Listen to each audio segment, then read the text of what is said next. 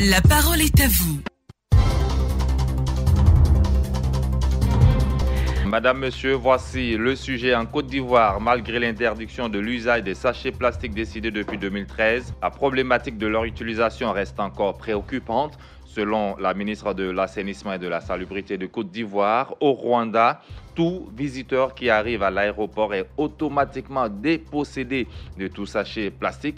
Pourquoi, selon vous, la mesure d'interdiction de la production, de l'utilisation, de la commercialisation et de la détention des sachets plastiques n'est pas respectée chez nous ici en Côte d'Ivoire? Que préconisez-vous pour combattre efficacement et durablement les sachets plastiques qui sont l'une des principales causes de la pollution? Eh bien, nous attendons vos avis et suggestions au 20 21 44 48 20 24 27 87.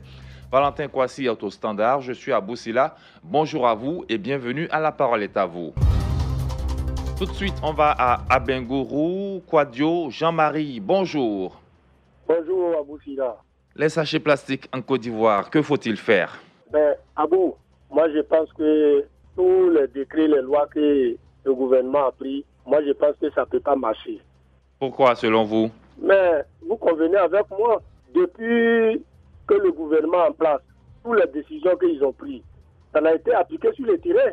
Donc, oui, il y a beaucoup qui sont appliqués pourtant, mais vraiment, moi-même quand je vais à Bigan, même quand je suis à Bangourou ici, je vois que vraiment, toutes les décisions qu'ils ont prises là, en tout cas, c'est vain. Parce que je ne vois pas les décisions qu'ils ont prises, et puis ça a été suivi par la population.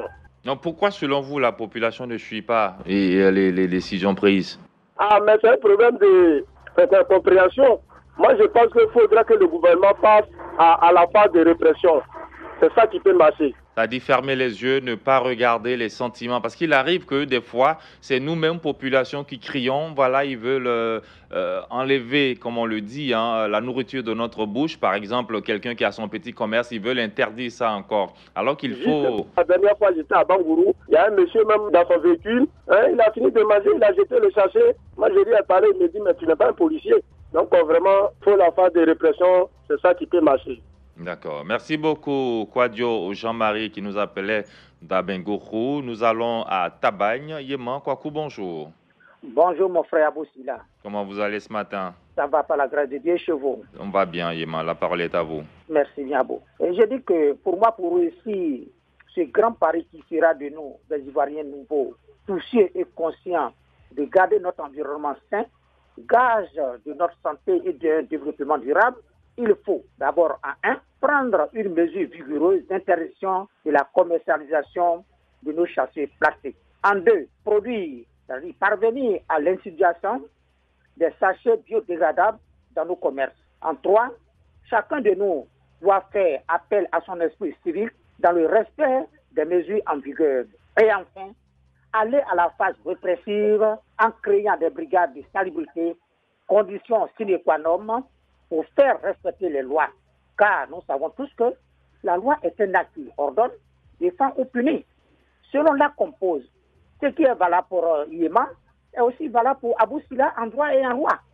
D'accord. Merci beaucoup, Yéman Kwako. La loi est faite pour tout le monde. Nous faisons un tour sur notre page Facebook. Bertin Tola, cette mesure d'interdiction des sachets n'est pas mauvaise, mais qu'est-ce qui peut remplacer les sachets plastiques, surtout que tout le monde en a énormément besoin? Pour finir avec ce problème, il faut surveiller rigoureusement nos frontières terrestres, car ce sont les sachets fabriqués par les pays voisins que nous retrouvons sur nos marchés. Grégoire Yao Conan, les sociétés de fabrication de sachets plastiques et le réseau de commercialisation sont bien connus par les politiques. Les mesures sont prises pour leur interdiction dans la forme, mais le fond, la volonté politique n'y est pas dans le fond. Alors, le gouvernement devra inviter les industries de production de sachets plastiques à passer à l'ancienne méthode à la nouvelle méthode, c'est-à-dire la fabrication des sachets biodégradables. Il faut retenir que les sachets sont incontournables dans la vie des populations. Steve Biko, pour ma part, je vois que le gouvernement ivoirien doit copier son homologue béninois, c'est-à-dire eux, ils achètent des sachets plastiques et les transfèrent en pelouse et de caniveau. De plus, fabriquer un autre élément qui est en même temps le sosie de sachets plastiques. Il parle donc là d'alternative. 20 21 44 48 20 24 27 87. Nous avons Gaston qui nous appelle de Biétrise. Gaston, bonjour. Bonjour Abou Sila, et je salue le jeune, j'allais nous dire le jeune qui est avec toi dans la Valentin Kwasi. Voilà. Vous ne quittez pas Gaston, on va prendre Kamagaté, Suleiman qui nous appelle de Bondoukou. Suleiman, bonjour. Bonjour, monsieur. Alors, on vous écoute pour votre proposition de solution, Suleiman. J'étais ravi, j'étais content pour ceux qui sont ce matin. Nous sommes à la frontière ici. Attends, la population ivoirienne n'est pas gentille. Je ne veux pas aider l'État. Un peu pour le monsieur qui a appelé au premier là.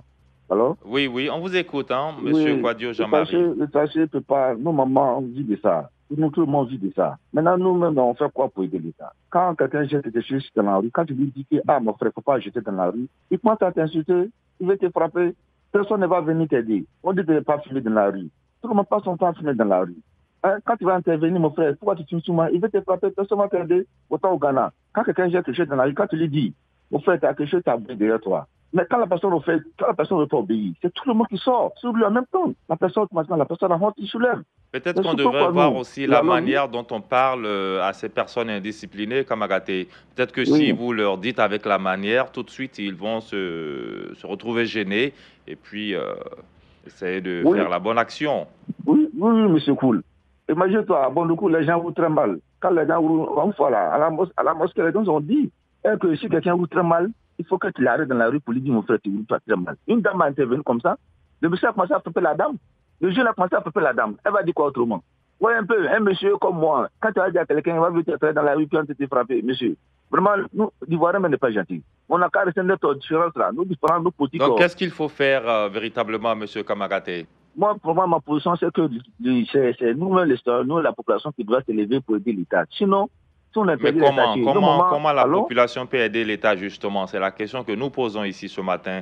La parole est à vous. Oui, effectivement, alors, quand il y a un truc comme ça, même si c'est un discours entre vous, il faut que la...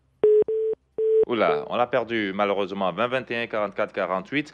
On revient à vous, monsieur Zongaston Laoui. Allô? Oui, Zongaston. Vous m'entendez? On vous attend très bien, Zongaston. Vous êtes en direct. Ok. Merci Abou Sila. Au fait, effectivement, les sachets plastiques, on sait qu'il y a des entreprises, des sociétés qui fabriquent. Et je remercie la ministre chargée, en tout cas, de cette activité. On a vu quand même plusieurs fois ce qu'elle a fait. Aller détruire complètement des entreprises, c'est bien dans la forme, mais c'est dans le fond, il y a un véritable problème. C'est-à-dire que ceux-mêmes qui travaillent là-bas, des Ivoiriens et tout, mais pour ne même plus maintenant qu'eux, ils soient aussi à la merci du chômage, il faut que ces entreprises, on leur ait dit, à partir de maintenant, vous ne fabriquez plus les sachets plastiques, mais fabriquez au moins des objets qui ne sont pas sachets plastiques, qu'on peut au moins, même quand on ne peut plus utiliser, on peut mettre dans des poubelles. Mais j'ai été quand même très heureux. En allant, en tout cas, au Cavali, dans ma région, j'ai vu quand même dans des boutiques, j'ai contrôlé, je ne vois pas de sachets plastiques. Disons, regardez, vous prenez des communes. Votre région qui a abrité récemment l'opération Grand Ménage Spécial Indépendance. Voilà. Vous prenez des communes. Les communes, il y a quand même des jeunes dans la commune. On leur dit, on constitue des groupes. On dit, bon, des jeunes, on compte beaucoup sur vous. Vous contrôlez tous ceux qui vont avoir des sachets dans des boutiques. Vous contrôlez, voilà, c'est comme si on peut vous donner, en tout cas pour satisfaire au moins vos démarches. Ça sera tellement intéressant. Et puis, installer. Vous savez, je sais que quand on installe des trucs dans les villes, les gens en volent et tout. Par exemple, on met des sachets en passant, au lieu de les mettre dans des caniveaux. Bon. Maintenant, on peut faire, par exemple, comme aux États-Unis, je vais parler surtout du Brésil, c'est-à-dire installer des latrines où ce qu'on ne peut pas démonter, des latrines dures, Parce que quand vous venez de l'entrée, là, les gens vont voler puis aller dans leur maison, tout et tout. Donc, ce serait tellement intéressant. Moi, je pense que, et vous-même, la radio, ce que vous faites, c'est bien. Parce qu'il y a d'abord les informations que vous êtes en train de faire, et puis surtout la sensibilisation au niveau surtout de la ville. Donc, on constitue des jeunes groupes. Moi, je pense que tout ça, ça peut aller.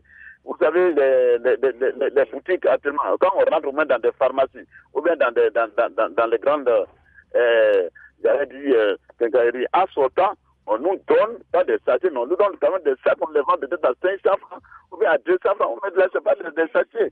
Sinon, les sachets aujourd'hui, là, ça fait que vraiment, les cours, après la pluie, en même temps, on a des difficultés. Donc, oui, parce que ces sachets, ils prennent minimum 100, 200, 300, 400 années pour pouvoir se dégrader. Donc, ils mettent du temps avant de se dégrader. Tout à fait, Plus de 100 ans, en tout cas. Grand merci encore à la radio de Côte d'Ivoire. Ce que vous faites là, vous ne le savez pas, mais vous êtes en train de nous sensibiliser sans le savoir. Mais ça, c'est très bien.